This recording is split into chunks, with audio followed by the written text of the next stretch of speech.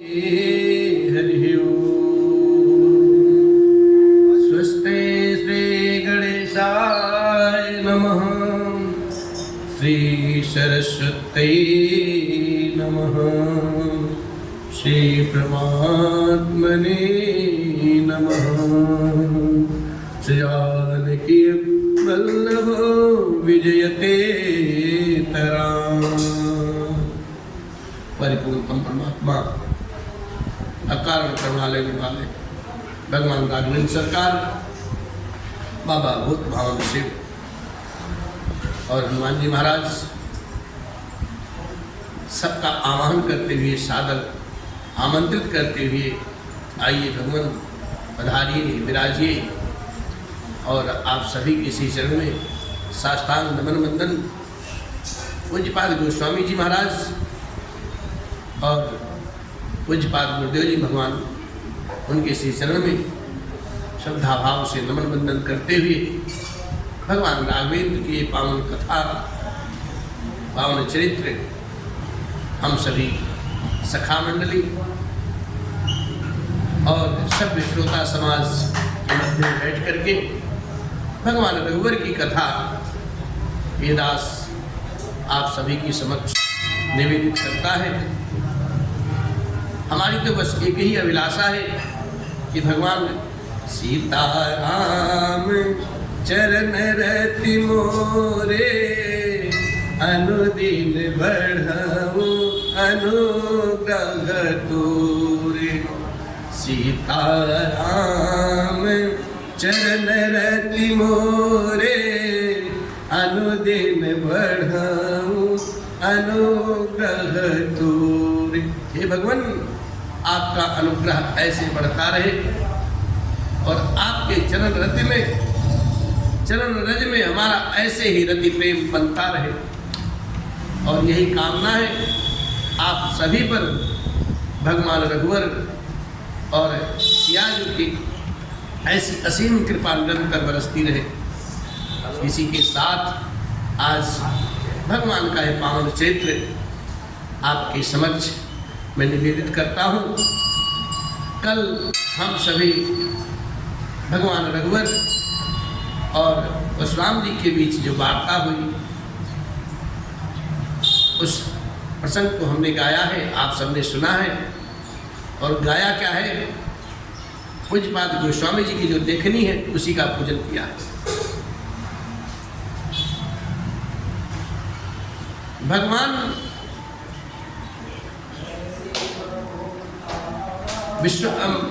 परशुराम जी से एक ऐसा गूढ़ शब्द बोल देते हैं, वाक्य बोलते हैं।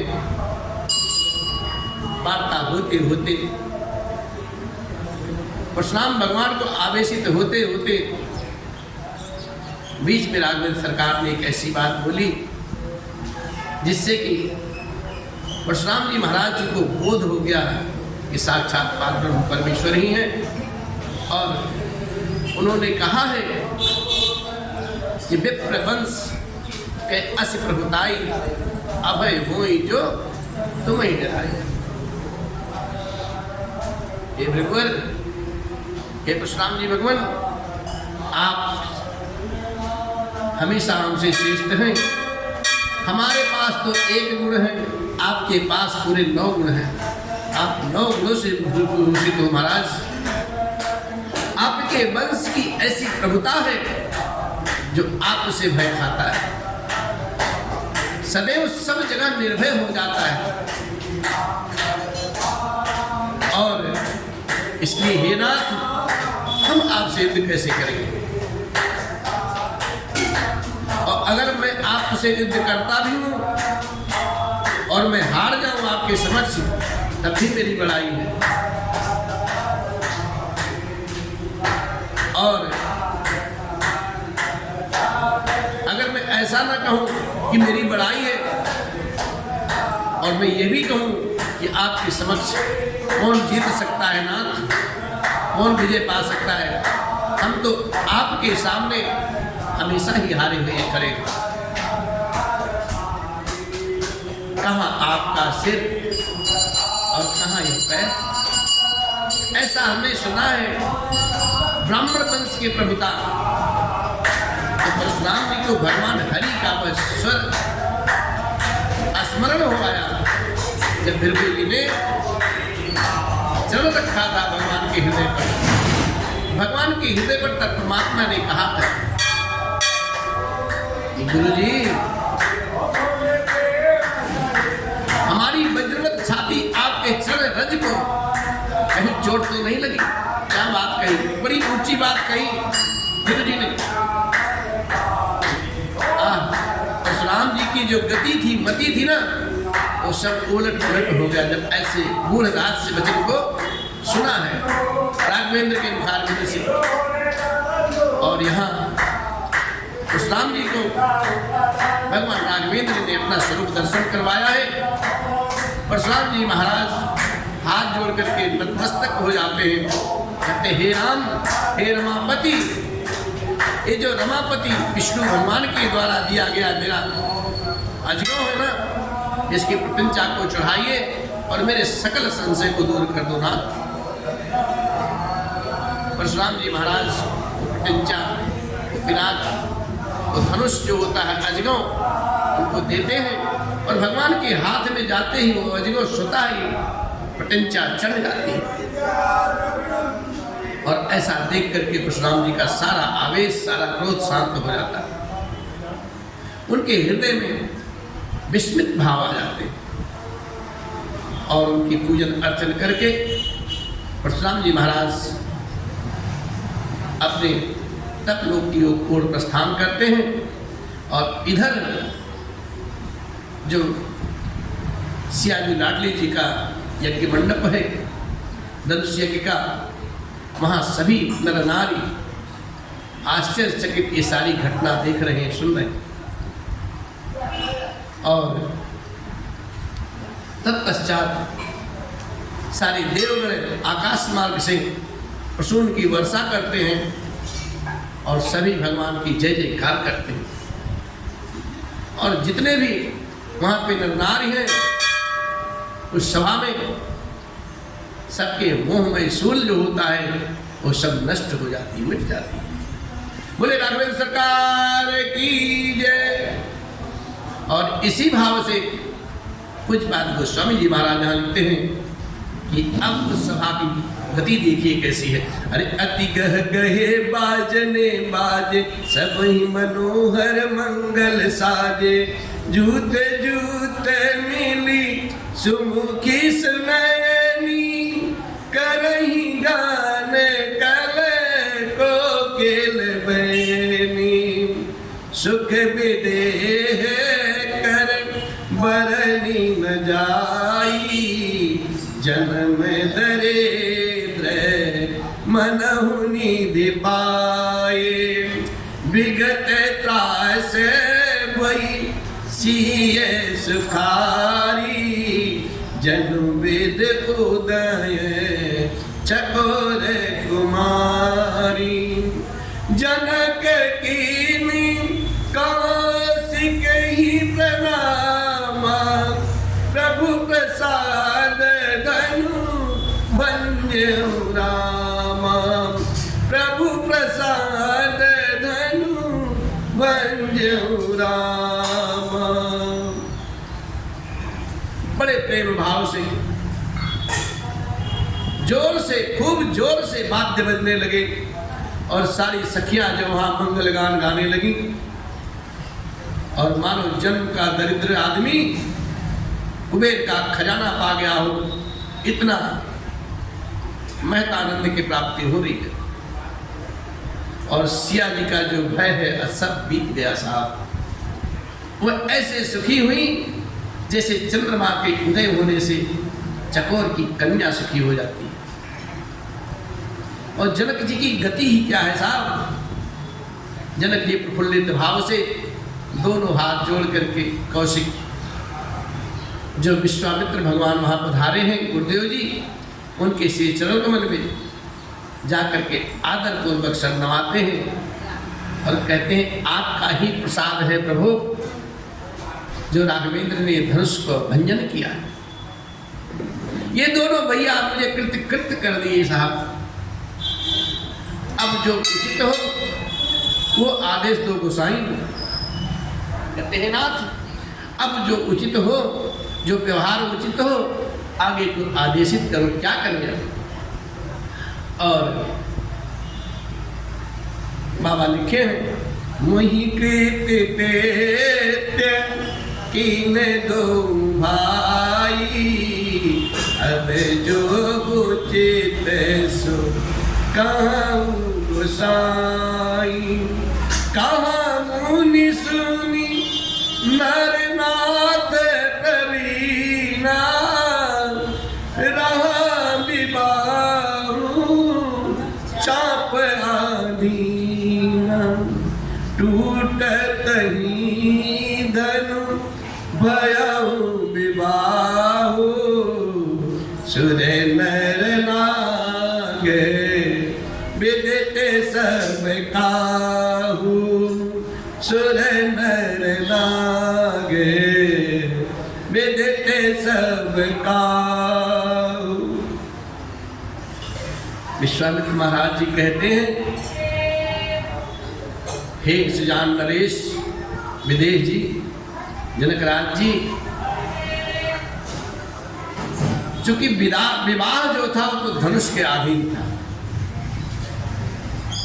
विवाह सियाजी का धनुष के अधीन था और धनुष का भंग होना ही, उसके टूटते ही विवाह हो गया। और इसका प्रमाण देवता, मनुष्य और नाग सब किसी को मालूम है, 10 दिशाओं को मालूम है कि पिनाक टूट गया भगवान शिव का। और सियाजी का जो विवाह था इसी के अधीन था।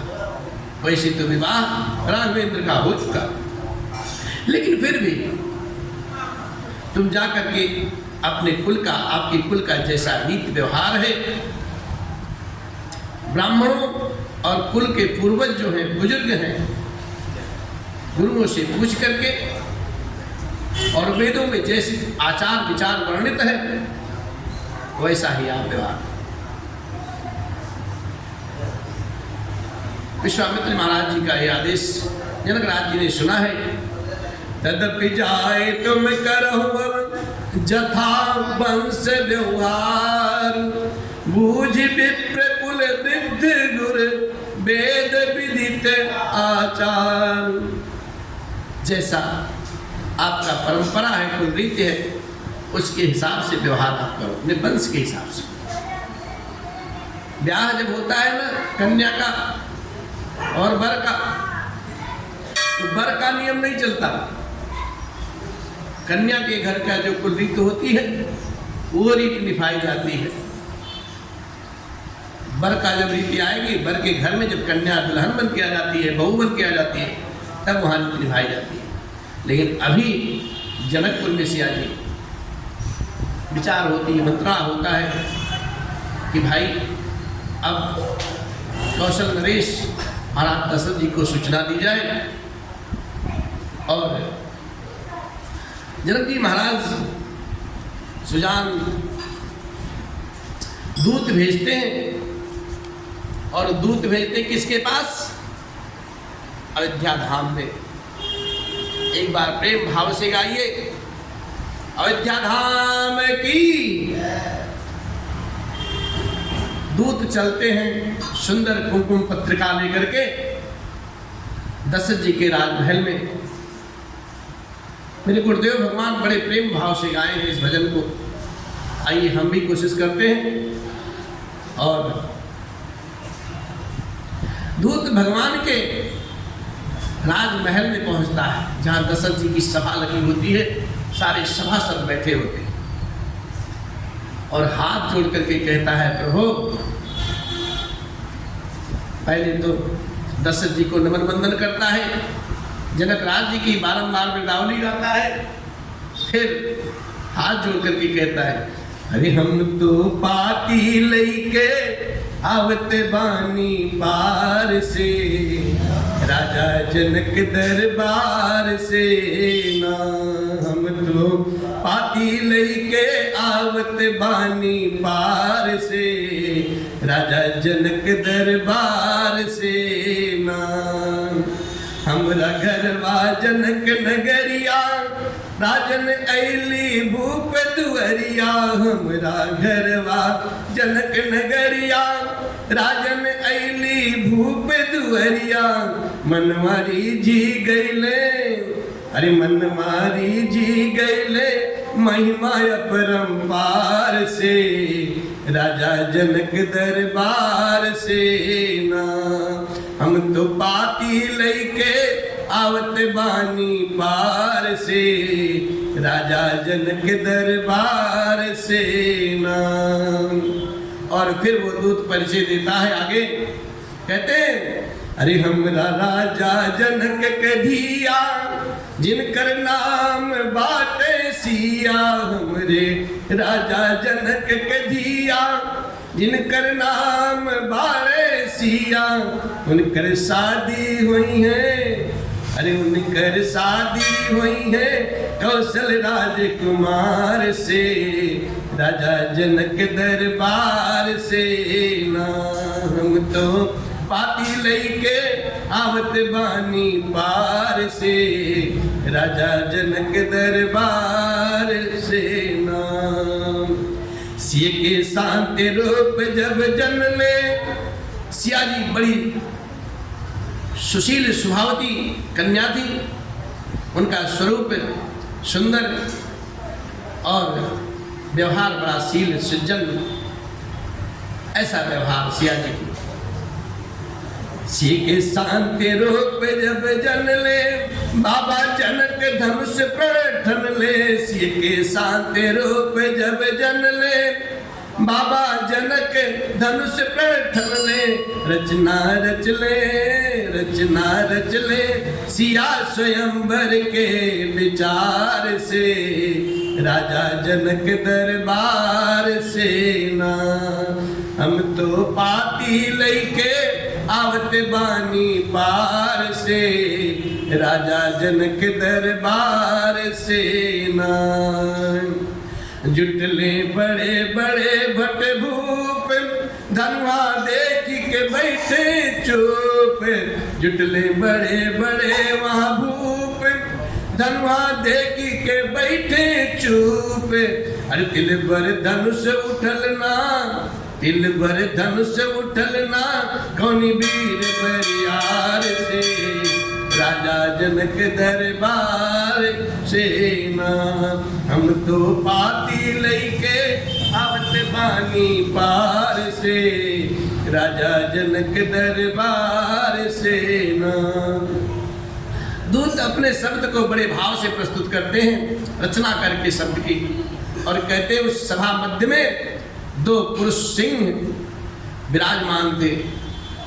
और फिर होता क्या है, अरे तामा दशरथ जी के लाल, तामा दशरथ जी के लाल पौले धनुष तोरी जयमाल। तामा दशरथ जी के लाल पौले धनुष तोरी जयमाल। तीनों लोक भरल बा, वो तीनों लोक भरल बा रघुबर के जय जयकार से। राजा जनक दरबार से ना। हम तो पाती लेके आवत बानी पार से। राजा जनक दरबार से ना।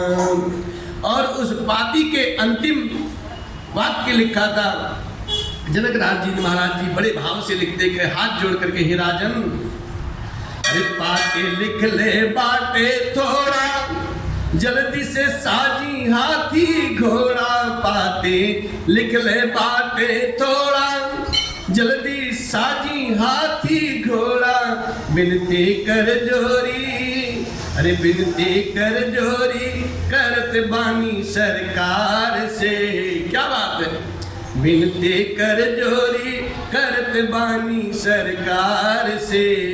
राजा जनक दरबार से ना। हम तो पाती लेके आवत बानी पार से। राजा जनक दरबार से ना। बोले रघुवर लाल की भगवान की जय।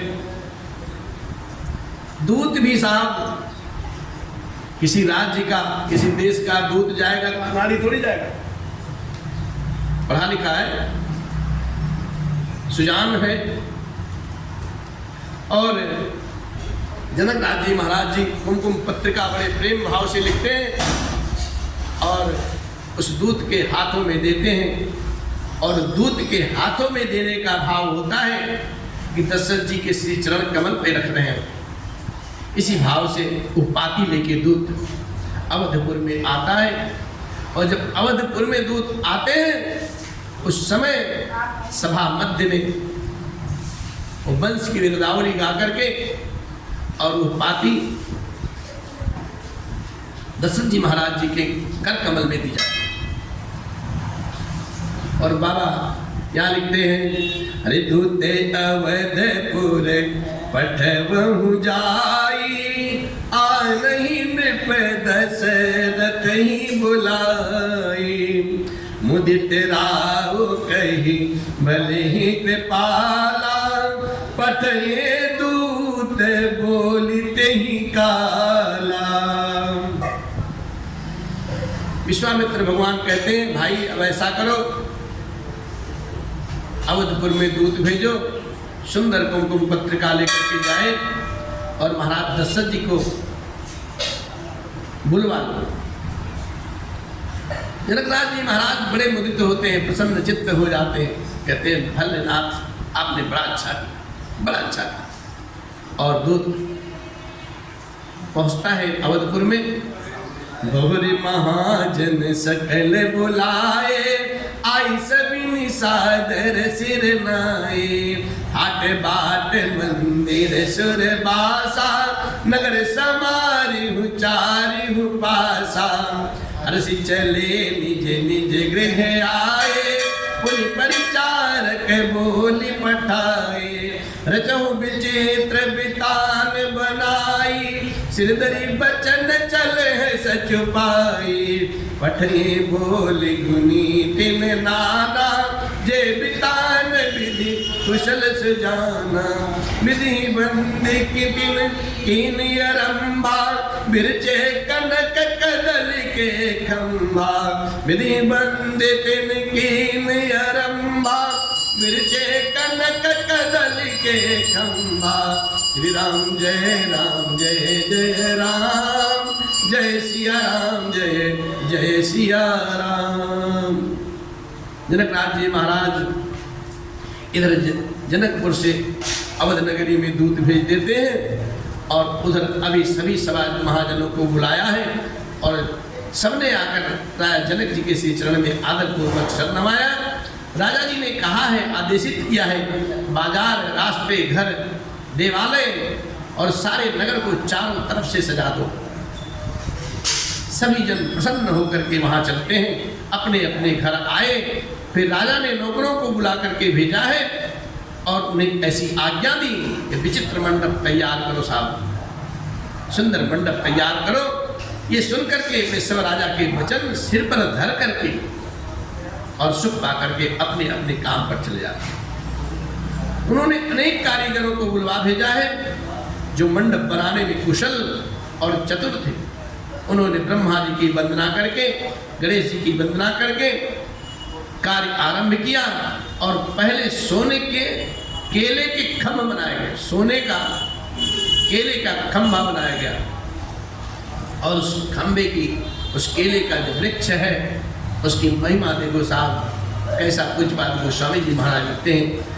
हरित मनिन के पत्र फल, पद्म राग के फूल, रचना देखी विचित्र अति, मन बिरंच कर भूल। हरी हरी मणियों के पन्ने के पत्ते हैं साहब और फल बनाए गए तथा पद्मराग मणियों माणिक्य के हैं और सुंदर सुंदर फूल बने। मंडप की ऐसी विचित्र रचना को देख करके विधाता का भी मन भूल जाता है, वहीं रुक जाता है। इधर दूत अवधपुर में पहुंचे हैं और जनकपुर में सुंदर रचना की जा रही है। ब्रह्मा जी महाराज खुद स्वयं आकर के वहां उस रचना को देख रहे हैं, अपनी कारीगरी को भूल जाते हैं ऐसी रचना को देख करके।